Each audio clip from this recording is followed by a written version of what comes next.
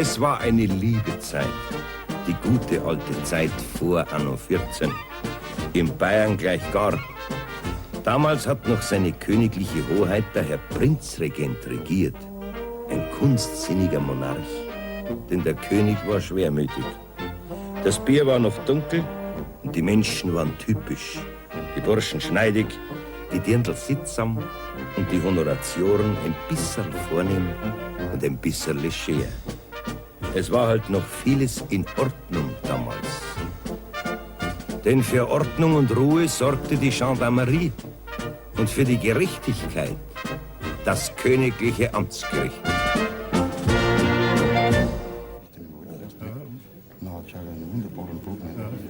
Das Rindviech, der was für Rindviech? Ja, das war freilich, das ist ein toller Liebling.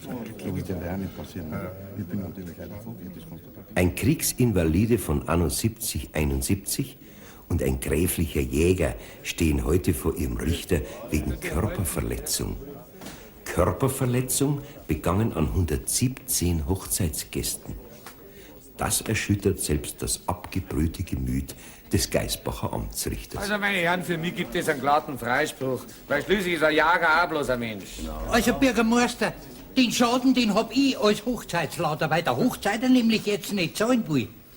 Aber der Richter muss das einsehen, dass ich mein Geld kriegen muss. Das wirst du schon sehen, Totengraber.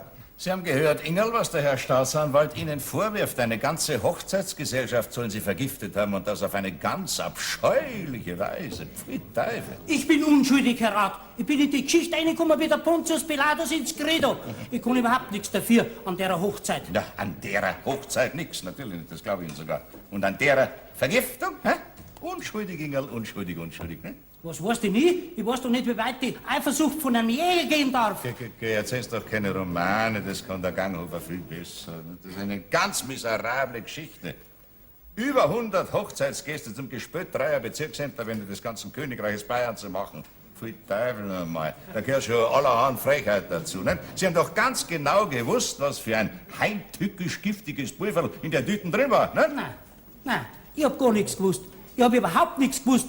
Und bei meinem steifen Haxen konnte ich das beschwören, dass ich total unschuldig bin, Herr Richter. Gut, fangen wir noch einmal von vorn an. Es steht fest, Sie haben am 13. Oktober dieses Jahres beim Wirt in Kirchenzell in der Küche und in der Abwesenheit der Köchin und der Frau Wirtin Maria Neudecker in die gerade fertig kochende Hochzeitssuppe aus einer Tüte ein rötlich-gelbliches Pulver hineingeschüttet. Naja, bitteschön, geben Sie eine andere, aber glaubwürdige und überzeugende Darstellung. Nicht? Ich bin unschuldig! Dass ich unschuldig bin, das vertrage ich nicht mehr so. Der Sachverhalt ist eindeutig und das Leugnen braucht es gar nicht erst probieren. Ich bin unschuldig und ich kann nichts dafür. Ich hab doch dem da gerade einen Gefallen da. Ein guter Mensch. Reine christliche Nächstenliebe. Spülen Sie uns doch hier nicht den harmlosen Trottel vor, Ingerl. Ja, was weiß denn ich, was in der Tüten drin war? Ach, das hat Sie gar nicht interessiert. Da hätte ruhig Cyankali drin sein können. Sie hätten die Hochzeitssuppe damit gewürzt, die 117 Gäste anschließend dann ganz ahnungslos ausgelöffelt hätten. Nicht wahr? Das ist ja gar nicht auszudenken. Das geht ja einen versuchten Massenmord hin, Sie. Er hat gesagt, das ist von ihm ein Hochzeitsgeschenk. Na, ich dankeschön. Ja, und da war ein Pulver drin, hat er gesagt. Wenn man das heimlich in die Hochzeitssuppe streut, hat er gesagt, dann werden die Hochzeitsleute recht lustig, hat er gesagt. Ruhe da hinten, ich bitte um Ruhe. Ja, das glaube ich Ihnen sogar, dass er das gesagt hat. Und trotzdem, Ingerl, bei all Ihrer Dummheit sind Sie ein ganz raffinierter Bursche. Sie. Links hat endlich ein Geständnis ab, es wäre sehr günstig für Sie. Auf Ehr und Seligkeit, Herr Rat, ich hab ihm das Gaudi-Pulver geglaubt. Er ist ein gräflicher Jäger und an eine Ungerechtigkeit hätte ich da nie und nicht gedacht. Haben Sie dem Mitangeklagten gegenüber irgendwelche Verpflichtungen? Nein. Sind Sie ihm Geld schuldig? Nein. Was denn dann? Gar nichts. Aus Gefälligkeit halt. Sie hören es bloß mit Ihrer Gefälligkeit auf. Ich sag's noch einmal. Sie sind doch kein Jäger, Sie sind mit ihm nicht verwandt. Ja, aber Treiber bin ich. Was Sie mit Ihrem steifen Haxen sind? Ja, Schlafen ist nicht das Allerwichtigste auf der Treibjagd. Wissen Sie, Herr Rat, ich habe eine laute Stimme und wenn ich schrei, da rast alles. Ruhe. Also eine gewisse Abhängigkeit von Ihrem Mitangeklagten ist also doch da. Er ist ein Jäger, er engagiert Sie als Treiber. Ich bin ein gesuchter Treiber. So, naja. Die polizeilichen Ermittlungen haben ergeben, dass Sie selber offensichtlich von dieser Hochzeitssuppe gar nichts gegessen haben. Wer das behauptet, dass ich nichts von dieser Hochzeitssuppen gegessen habe, der schwört eine Meinheit. Mindestens 15 Mal habe ich sausen müssen. Ruhig, Sie. Engel, ich warne Sie, wenn Sie so weitermachen wollen, dann werden Sie das bei der Strafzumessung merken, gell? Ja, was kann denn ich dafür, wenn die ganzen Hochzeitsleute einen Durchmarsch kriegen, als mit den Franzosen im Bad Seiles? Ich bitte mir Ruhe aus, habe ich gesagt. Sie können sehr viel dafür, Engel. Ihr Pulver hat ja diese fürchterlichen Erscheinungen hervorgerufen. Ich hab nichts gewusst. Ich hab höchstens an eine Wohltat geglaubt. Setzen, Engel, aber sofort. Herr Vorsitzender, ich möchte mich für die aufgeregten Worte meines Mandanten entschuldigen. Er hat ja die Tat als solche nie bestritten, obgleich er es hätte tun können, und zwar recht glaubhaft, was wir durch die Einvernahme der Frau Wirtin Maria Neudecker leicht erfahren können. Er hat auch nicht geleugnet, und darum glaube ich an seine Ahnungslosigkeit. Er hat das alles für einen Scherz gehalten, für ein Aphrodisiakum vielleicht, oder für ein durstförderndes Mittel.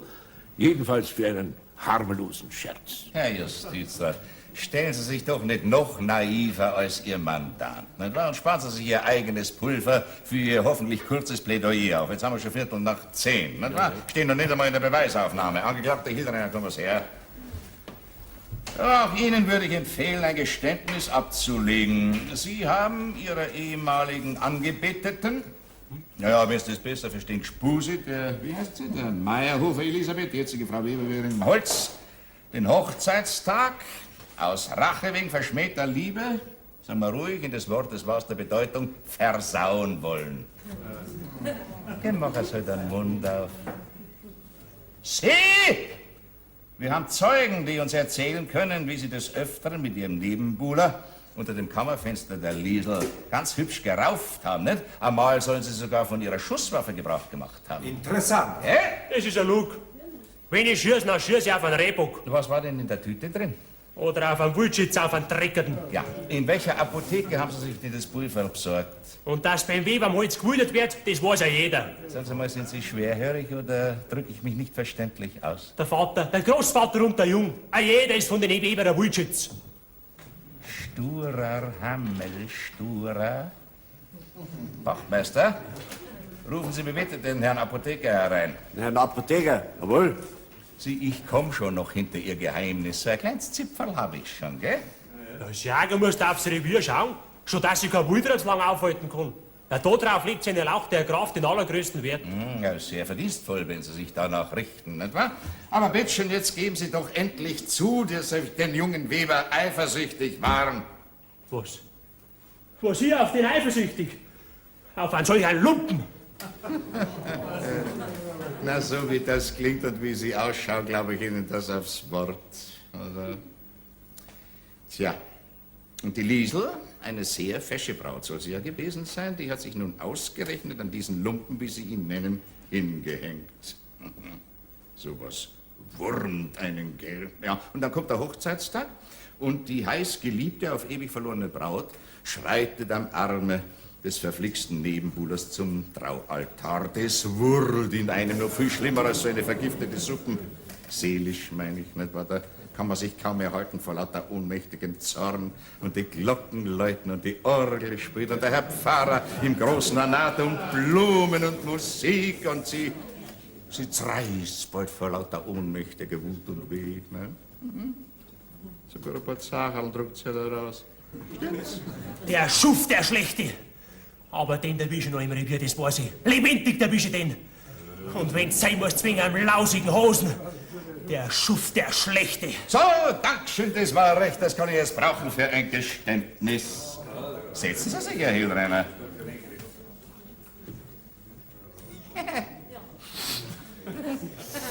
Der Herr Sachverständige, der Herr Apotheker von hier. Danke.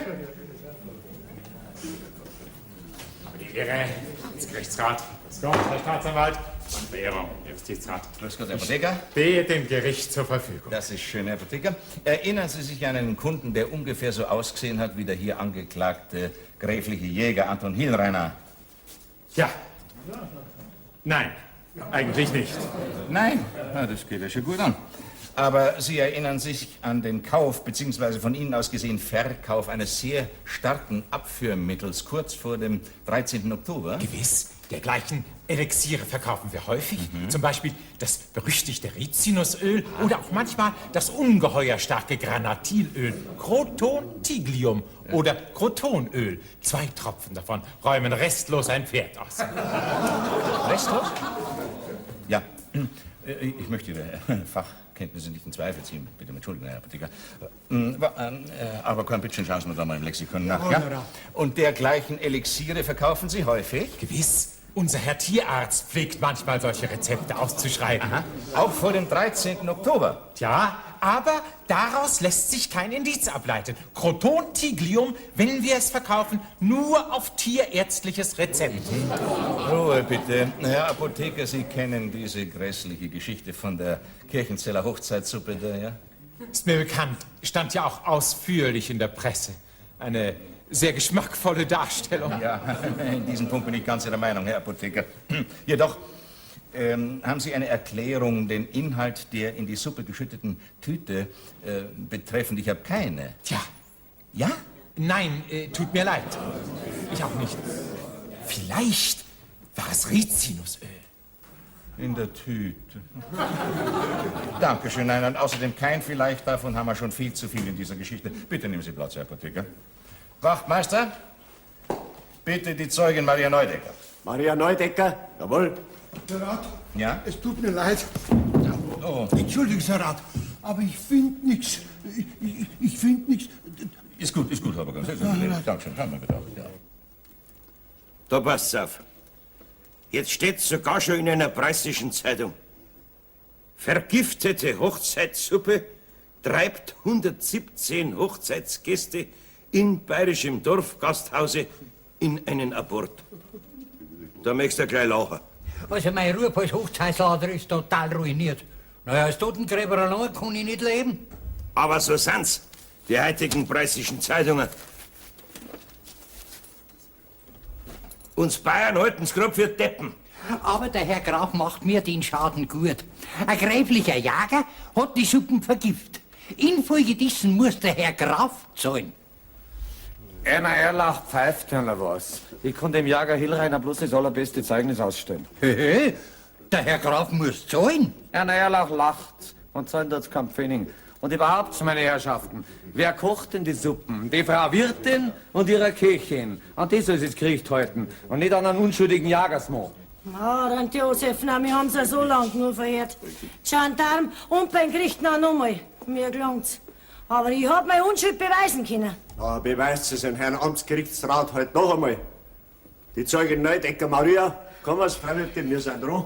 Tante Josef, na, was will denn der schon wieder wissen von uns? Komm was noch rein. Mei ist dieser Gaudi.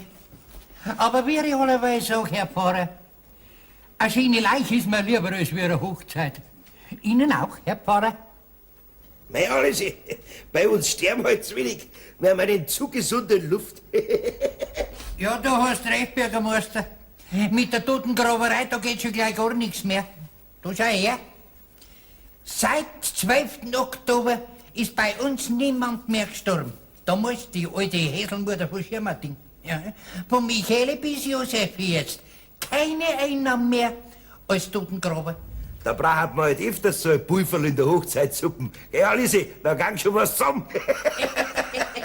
Ja, no, ich mein, es kommt öfter mal einer in die Kugel rein und sagt, geh, Wirtin, ich hab ein paar Würstchen gekriegt, magst du mir's nicht warm machen? Ja, so ich geh zu, werf's rein in die Suppen, nicht, dann wird's schon warm. Ist ja wahr auch, ich mein, wenn über 100 Hochzeitsleute zum Versuchen sind, da weißt du sowieso nicht mehr, wo dir der Kopf steht, nicht? Nein, also, ich bin gewiss nicht schuld gewesen an dem Durchmarsch bei der Holzweber-Hochzeit. Ich nicht. Wir sind ein renommiertes Gasthaus und kochen jetzt Jahr an die 15, 20 Hochzeiten aus. Und seit 100 Jahren ist da noch nie nichts passiert. Ja, aber diesmal ist was passiert, Frau Wirtin, das können Sie nicht wegdisputieren, ne? Ja, das will ich ja nicht, aber die Schulze mag ich auch nicht. Oh, Josef, nein, ist der dieser Fall irgendwie. Gleich nach dem Tischgebet haben wir die Suppen aufgetragen. Dann ist der Kalbsbraten gekommen, dann ein Schwänzbradl, dann ein Nürnbradl und dann noch leichte Kalbsbratwürste. Oder auch Geschwollene. Und drauf ein Kaffee, wer da einen Ming hat. Hat aber niemand mehr an mich. Beim Kaffee ist es nämlich losgegangen. Die erste ist der Mutter gewesen, nur Glanzjungfrau. Na Braut und der Bräutigam. Na der ganze Ehrentisch. Wie man Auftragter, so seid's davon. Der Mesner, der Lehrer und sogar der Herr Pfarrer. Grandios. Nein. Ihnen ist gerade gut zum Zuhören, Frau Wirtin. Sie erzählen das ganz famos, aber wissen Sie, zur Rechtsfindung brauche ich das nicht, da weiß ich Bescheid. Davon können Ihnen Sie kein Büttel machen, Herr Richter. Doch, kann ich. Nein, wenn über 100 Hochzeitleute laufen anfangen und das auf einmal, ja, das ist ja viel ärger wie das größte Raffert beim Feuerwehrball. Ja, mich hat's auch erwischt gehabt, weil als Wirtin musst du ja Suppen probieren, nicht wahr? Ja, danke, Frau Wirtin. Bitte schön, nehmen Sie Platz. Es reicht. Darf ich eine Frage an die Zeugin richten? Aber wenn es Ihnen Spaß macht. Frau Zeugin, bitte. Wie kam der Angeklagte überhaupt in die Küche? Bei einer Hochzeit geht es doch besonders in der Küche fürchterlich zu. Da hat doch normalerweise ein Fremder keinen Zutritt. Ja, da haben Sie schon recht, aber wie ich sag, gell, hier und da gibt's da eine Ausnahme. Und er oder der Geisbauer Bürstenbinder und im Verlied ist es eine Ausnahme. Unser Köchin und er sind gut bekannt, unverwandt. Warum hat ihn denn niemand gehindert? Besonders die Köchin nicht. Ja, no, der hat sich doch da nicht zuschauen lassen. Der hat doch die Tüten heimlich in den Suppenofen geschickt. Ja, gesehen hat mir niemand. Auch nicht die Burgel, was eine Basel ist zu meiner Frau Gemahlin. Ich hab aus der Gendarmerie freiwillig eingestanden. Ich hätte mir wegleiten können auch, nicht? Ja, das heißt auch noch da sein, du Dreckhammer, du Schlechter. Der soll doch zu Geisbach hinbleiben bei seiner Rollen, nicht wahr? Zufrieden mit der Ausbeute, Herr Staatsanwalt? Jawohl, völlig, danke. So, dann nehmen Sie bitte Platz, Frau Wirtin. Okay? Ich möchte mit Erlaubnis... Einen Moment, gestatten Sie, Herr Staatsanwalt? Bitte? Ich möchte das Hohe Gericht darauf aufmerksam machen, dass lediglich das Geständnis meines Mandanten den Fall hat aufklären können. Es war dies ein völlig freiwilliges Geständnis, geradezu eine Selbstanzeige, die sich bei näherer Betrachtung als völlig unbegründet erweist. Nein, Herr Vorsitzender, mein Mandant ist tatsächlich unschuldig. Er hatte von dem Inhalt der Tüte keine Ahnung. Er hat das alles für einen harmlosen Scherz gehalten, aber niemals für ein Abführmittel von solch brutalem Ausmaß. So, Herr Justizrat, jetzt reicht's mir endgültig. Ich danke für Ihr Plädoyer. Wir kommen zum Urteil. Ja, sperren Sie noch einmal da den Geisbauer Schlawiner, den. Und den da auch, den eifersüchtigen Hans Wursten. Weißt du, wenn er als gräflicher Jäger nicht 5 andere Türdeln haben kann. Sie bleiben sitzen, Frau Wirtin, gell? Die Ausbeute Ihrer Erzählungen war nicht besonders, nicht wahr? Sie haben nichts gewusst oder wollten nichts wissen. Ja, was möchten Sie denn wissen, Herr Rat? Von Ihnen nichts mehr. Wachtmeister? Die Zeugin, wie heißt? Elisabeth Weber, geborene Meyerhofer. Elisabeth Weber, jawohl. Ich wünsche mir die Vorladung des Hochzeitsladers Alois Wastelhuber. Oh, Herr Staatsanwalt, ich wäre Ihnen dankbar, wenn Sie darauf verzichten würden, ne? Hilreiner, zum letzten Mal. Was war in der Tüte, die Ihr Komplize Ingerl in die Hochzeitssuppe geschüttet hat? Nichts Unrechts, nicht? Was ein Warnschuss gegen den Wulschitz Weber, Valentin. Wo und wann hat Hillreiner dem Ingerl die Tüte ausgehändigt? Ja, rein zufällig habe ich ihn getroffen. Würde ich auf die Hochzeit gehen, im Kirchzeller Hals. Gerade da, wo der Weg runterführt ins Dorf, da ist er da gestanden und hat mir ein Glasl auf den Meierhof gelurrt, damit er sein Dirndl einmal sieht, bevor es den anderen heiratet. Und ich hab mir verlacht, auch das zwingen. Ja, und da hat er mir dann das Hochzeitsgeschenk mitgegeben. Ein lustiges Pulverl, hat er gesagt. Und ich soll es in die Hochzeitssuppen strahlen, hat er gesagt. Hat er gesagt. So. Die Zeugin Weber Elisabeth Holzweberin am Holz. Danke. Noch was, Herr Staatsanwalt? Nein, danke. So, dann treten Sie näher, Frau Zeugin. Na, treten Sie nur vor, kommen Sie. Noch näher, kommen Sie halt her, so. Ah, ja. Ja, da kann man schon verstehen, dass einer narrt wird vor lauter Eifersucht, gell? Ja, gut, also, Weberin vom Holz, sagen Sie mir, warum haben Sie den hier anwesenden angeklagten gräflichen Jäger Hillreiner nicht geheiratet? Weil ich den Valentin genommen hab. Jetzt weiß ich, ja. Und warum haben Sie den Valentin genommen? Weil so halt. Ja, so halt, ist mir leider ein bisschen zu wenig. Schauen Sie, ich muss ja die Wahrheit rausbringen, sondern weil... Weil ihr Wulschitz lieber ist wie ein ehrlicher Jäger. Und voll Teufel vor seinem Dirndl. Sie halten den Fang oder das Maul oder den Eser oder wie der Jäger sagt, so? Sondern weil... Weil er ihm erschossen hätte, wenn ihn genommen hätte. Wen ihn genommen und wer wen erschossen? Er ihm und der andere ihm. Ja, völlig klar. Also beide sich gegenseitig, ja? Ja. Aha. Ja, und warum haben Sie unter dieser fürchterlichen Drohung dann den Fallenden genommen und nicht den Jäger? War doch nicht so gefährlich wie das andere. Weil mir der Valentin versprochen hat, dass er nie mehr ein Gewehr anlangt. Ah, so, ja, das ist gut. Bitte notieren. Ist dir mit Gerichtsmaße fixiert, Herr Rat? Gut. Wenn der Valentin nicht mehr will, dann bin ich mir auch nicht mehr besser. Und dir auch nicht, Liesl. Und ich dir auch nicht mehr. Stolzer Jager. Amen.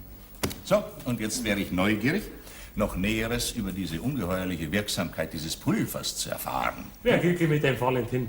Und ich schaue schon wieder vorbei beim Weber am Holz. Gern, ja.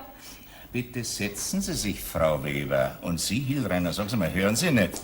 Was war in der Tüte, ha? Wird's bald? Hey, das ist ein altes Jägerrezept, was mir sein Erlauch der alte Herr Graf selber gegründet hat. Was, sein Erlauch selber? Jawohl, sein Erlauch der Graf Sebastian Degenab von Haunsberg, erblicher Reichsrat der Krone Bayern. Und was war darinnen? Was war es? Kotonöl? Pulverisiert. Reden Sie endlich! Das ist ein Jägerrezept, ein Geheimnis von jedem eifersüchtigen Jäger. Das darf ich gerade nicht Richter sagen. Gebütschen lassen Sie ans Allräumen her. Ja, sonst nichts mehr, ne? Komm mal her, sagen Sie mir's ins Ohr.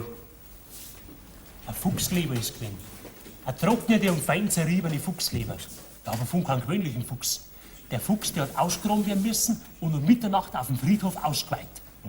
Danach muss man die Leber auf einem Herd trocknen, wo man 9 Heizer schürt. Die muss dann mit einem Totenschädel zerrieben werden und das kommt dann in die Hochzeitssuppen von einem dreilosen Dirndl. Da müssen 100 Hochzeitsleute laufen über gekitzte Hosen. Ja, aber schon tut das niemand. Ja, das ist eher gesund. Ja, wär's vertraut, ne? Gut. Also, meine Herrschaften, das Rezept, ne? Ja. Also, das Rezept, Rezept ist tatsächlich von seiner Erlauch. Ich verkündige das Urteil. Hey, ich bin unschuldig. Ja. Aufstehen bitte, so. Im Namen seiner Majestät des Königs, beziehungsweise der königlichen Hoheit des Herrn Prinzregenten, ergeht folgender Spruch, er ist furchtbar einfach. Sämtliche Kosten, inklusive Schmerzensgelder etc., trägt das gräfliche Forstamt. Die beiden Angeklagten aber sitzen je 14 Tage im hiesigen Gefängnis ein. Die Sitzung ist geschlossen. Getrocknete Fuchsleber. Pfui Dei.